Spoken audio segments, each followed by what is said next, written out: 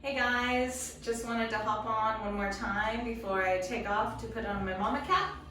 And today we're going to talk about re-evaluations. We're going to go over how often they're conducted, why they're conducted, and why they're so useful, not only to making strides, but hopefully for your outcome measures in the future.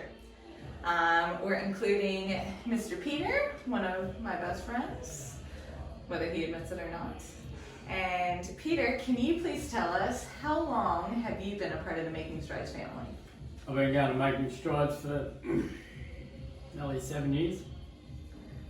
Nearly 7 years. And with that, who better to talk to than our very first client about re-evaluations, as you've had more done than probably anybody. And you've also seen all of the progressions at Making Strides, not only from the aesthetics and the equipment, but you've also seen our family grow and you've seen our testing batteries change. So today we're going to discuss what that looks like today. So prior to doing a re-eval, we need to do the initial assessment. So most of our clients have had this done. What the assessment does for us is it gives us a little roadmap of what our prescription will be so we can help you towards achieving the best outcome measures. Now, prior to even coming in for that first day, there's a couple pieces that we need provided that we will not be able to capture within the doors of Making Strides.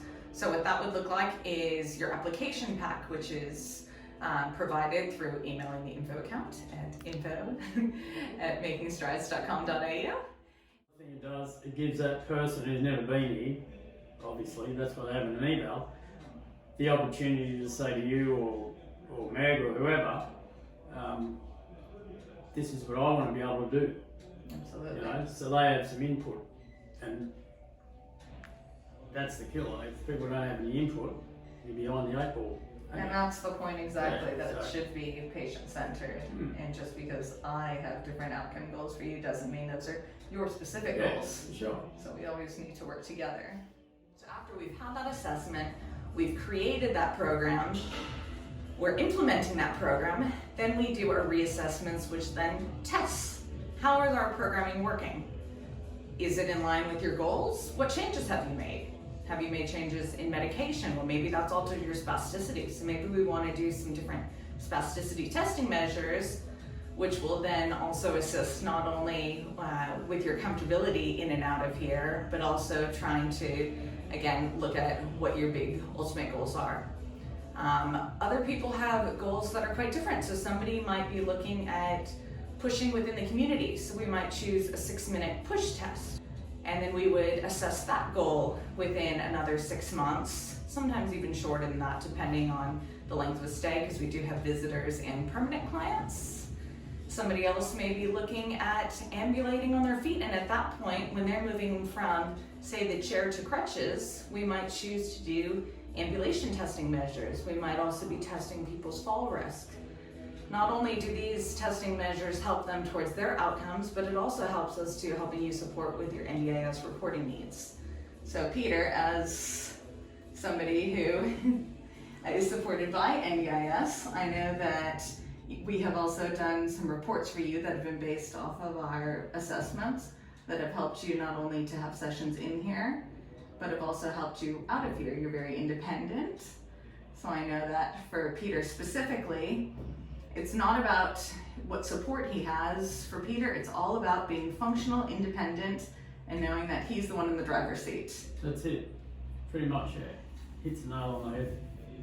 So for some people, it's about returning to driving. For some people, we're gonna tailor their testing towards holding their loved ones. For some people, it's about bed mobility. So although we might do some of the same testing measures up front as far as manual muscle testing, we try not to link everybody into one box and say everybody with a C5 injury has the same C5 injury testing measures, because that's just not the case, and people's goals are very different and their lifestyles are different. And then we take into consideration barriers. So it allows us that time to say, what can we do? How can we change our programming? And how can we make it so you are getting the best out of your sessions? So Peter, one more question. You are a preacher of habit. You thrive on having a very rigid schedule. However, I know that your prescription has changed. The order sometimes changes. And you have actually encouraged that change based on changes within your sensation. And I just want to know, is this a process that you enjoy, that we revisit talking about what it is that's working for you and how that may or may not be in line with your personal goals? Yeah, it's relevant because